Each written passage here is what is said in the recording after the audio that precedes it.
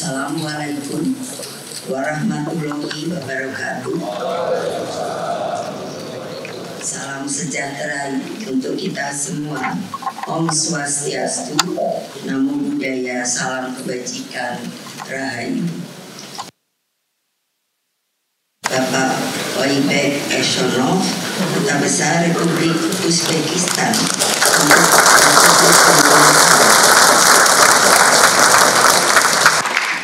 Bapak Rustam, Wakil Gubernur dari Kota Samarkand,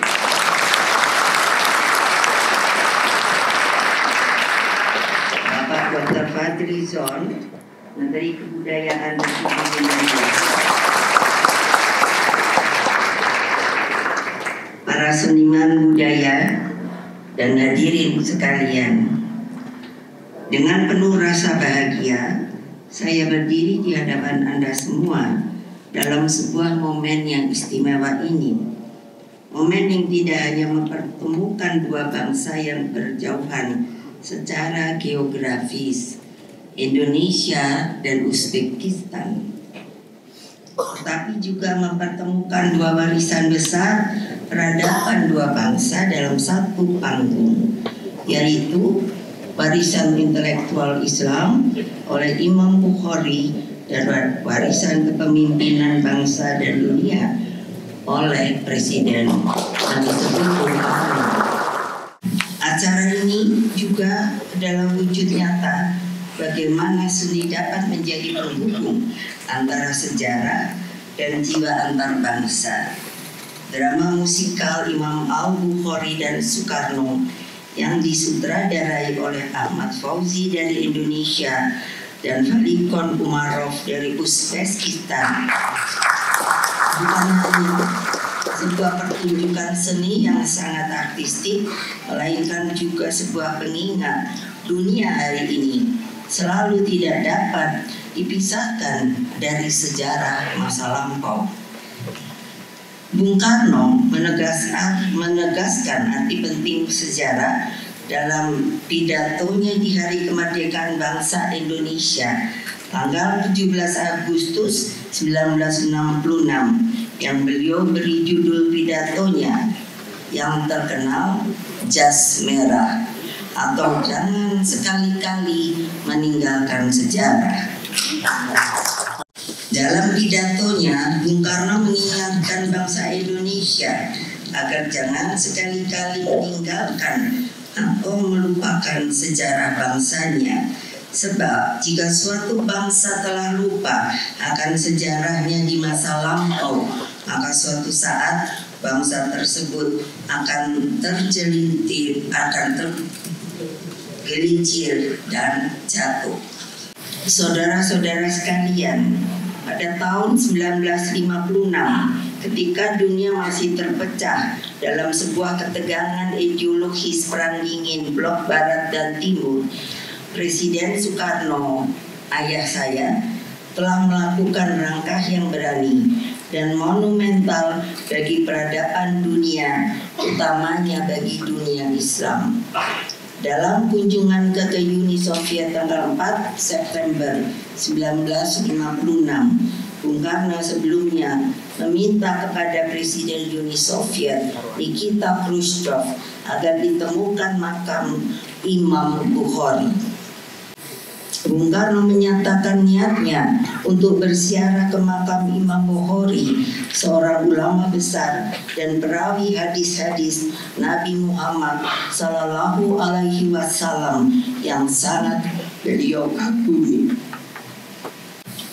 Seperti tadi yang telah diperlihatkan, Bung Karno ketika dibuang ke ND, beliau menurut cerita kepada saya dan saudara-saudara saya sangat mendalami agama Islam dan terutama beliau sangat kagum kepada seorang yang bernama Imam Bukhari. Awalnya permintaan Bung Karno banyak yang menentangnya karena pemerintah komunis Uni Soviet sedang menekan ekspresi keagamaan pada masa itu. Bahkan lokasi makam Imam Bukhari kala itu nyaris telah terlupakan. Tapi Bung Karno bersikeras dengan suara tegas dan hati yang penuh keyakinan. Ia berkata, kalaupun harus naik kereta api sendiri, saya akan tetap pergi. Saya akan ziarah ke makam Imam Bukhari. Permintaan yang kedengarannya sederhana itu di tengah ketegangan geopolitik dunia pada waktu itu adalah bentuk keyakinan spiritual dan kewibawaan politik seorang Presiden Republik Indonesia pertama.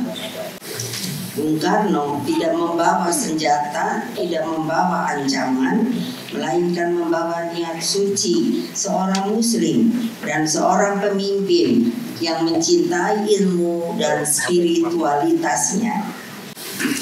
Permintaan ziarah Bung Karno ke makam Imam Bukhari direspon pemerintah Soviet sehingga makam yang awalnya tidak terawat telah menjadi destinasi wisata religi bagi masyarakat Uzbekistan dan bagi umat Islam dunia. Saat ini, Desa Hartam, 25 km dari kota Samarkand, Uzbekistan, berdiri sebuah kompleks suci, tempat ziarah yang menjadi simbol kekuatan ilmu dan iman. Dan dari langkah kecil itu, lahirlah langkah-langkah yang lebih besar. Lahirlah perubahan besar. Pemerintah Uni Soviet mulai membuka kembali pintu terhadap warisan Islam di Asia Tengah. Imam Bukhari pun kembali hadir dalam kesadaran umat, bukan hanya sebagai tokoh agama, tetapi sebagai simbol pengetahuan, moralitas, dan kebesaran peradaban Islam. Saudara sekalian, terutama anak muda negeri ini, siapakah Imam Bukhari? Nama lengkapnya adalah Abu Abdillah Muhammad bin Ismail al-Bukhari. Ia dilahirkan pada tahun 810 Masehi di kota Bukhara, wilayah yang kini masuk dalam wilayah Uzbekistan. Imam Bukhari adalah seorang ahli hadis, yaitu seorang ulama yang mendedikasikan hidupnya untuk mengumpulkan, memverifikasi dan menyusun perkataan serta perbuatan Nabi Muhammad Sallallahu Alaihi Wasallam. Imam Bukhari pun kembali hadir dalam kesadaran umat, bukan hanya sebagai tokoh agama, tetapi sebagai simbol pengetahuan, moralitas, dan kebesaran peradaban Islam. Yang membuat beliau begitu dihormati bukan hanya banyaknya hadis yang ia kumpulkan, tetapi metodologi ilmiahnya. Beliau sangat menekankan kualitas moral dan integritas setiap perawi, memastikan bahwa setiap mata rantai periwayat adalah orang yang dapat dipercaya dan pernah bertemu langsung dengan yang meriwayatkan hadis tersebut. Ini adalah bentuk keilmuan yang sangat teliti dan integritas yang tinggi, nilai yang hari ini masih sangat relevan bagi kita semua. Saudara-saudara sekalian, saya sendiri pada 20 Oktober 2024 lalu beruntung berkesempatan mengunjungi dan berziarah ke makam Imam Bukhari. Pada waktu itu sedang direnovasi, dan tadi saya tanya kepada beliau, sekarang ini sudah menjadi sebuah tempat makam yang menurut saya luar biasa. Silakan untuk datang ke sana.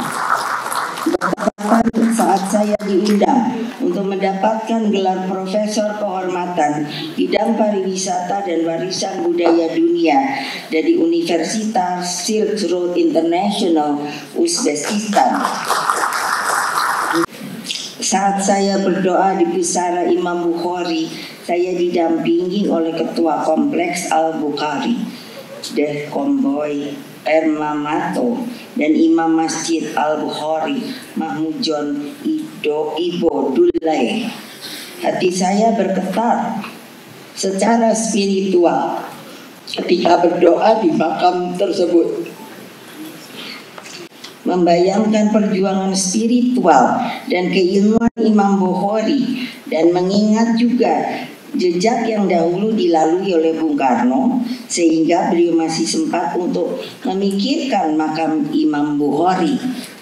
Saya ketika mendengar cerita tersebut dari ayah saya sendiri, saya dapat merangkaikan betapa getaran hati mereka berdua ternyata bersambut. Karena kalau umpamanya Bung Karno tidak berkeinginan untuk mencari makamnya ketika saya berada di sana, dapat saya bayangkan makam itu tetap terkubur, tidak ada yang datang untuk berziarah.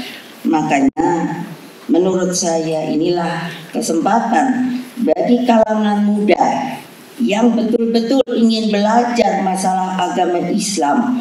Tolonglah kalian pun harus banyak membaca hadis daripada Imam Bukhari. Hadirin sekalian, Uzbekistan adalah negara yang kaya akan sejarah peradaban Islam. Ketika saya ke sana untuk pertama kali, saya sangat tidak menyangka kehidupannya sangat hangat. Tempatnya itu sangat indah, seperti tadi sedikit digambarkan. Mereka sangat senang dengan tanaman, dengan yang namanya tumbuh-tumbuhan. Saya telah diminta lagi untuk pergi ke sana karena mereka meminta saya untuk membuat yang namanya sebuah taman, untuk menjadikan taman itu sebagai sebuah peristiwa persahabatan antara Indonesia dengan Uzbekistan. Bagi rakyat Indonesia, Uzbekistan bukan hanya sebuah negara di Asia Tengah. Ia adalah bagian dari sejarah spiritual bangsa kita. Jejak-jejak dari Presiden pertama Republik Indonesia yang telah mentautkan persahabatan.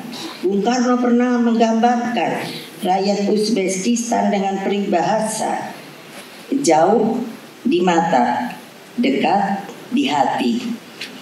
Dan rakyat Uzbekistan pun memiliki ungkapan serupa, jika hati kita dekat, jarak bukanlah penghalang.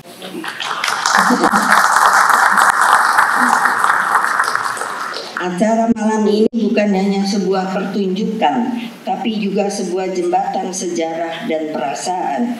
Kolaborasi para aktor, pemusik, penulis naskah, dan sutradara dari Indonesia dan Uzbekistan adalah bentuk nyata dari persahabatan yang lahir dari penghormatan dan cinta pada sejarah bersama. Terima kasih kepada semua pihak yang telah mewujudkan karya ini, kepada Ahmad Fauzi dan Farikon Umarov. Kalian telah menulis sejarah dengan tinta seni dan jiwa. Kepada para pemain, kru, dan penyelenggara, kalian harus yakin bukan hanya mengangkat kisah masa lalu, tapi juga menanamkan benih harapan untuk masa depan. Semoga kisah Imam Al-Bukhari dan Bung Karno ini menjadi pengingat bahwa ilmu, iman, dan keberanian selalu akan menemukan jalannya. Karena saya membaca dari Buddha Gautama yang mengatakan bahwa kebenaran itu pasti menang. Sehingga di sini dalam pidato saya sangat yakin bahwa kalau kita benar-benar menjadi manusia seutuhnya, saya yakin maka kebenaranlah yang selalu pasti akan menang. Saya selalu berharap dan berdoa agar persahabatan antara bangsa Uzbekistan dan Indonesia akan terus hidup.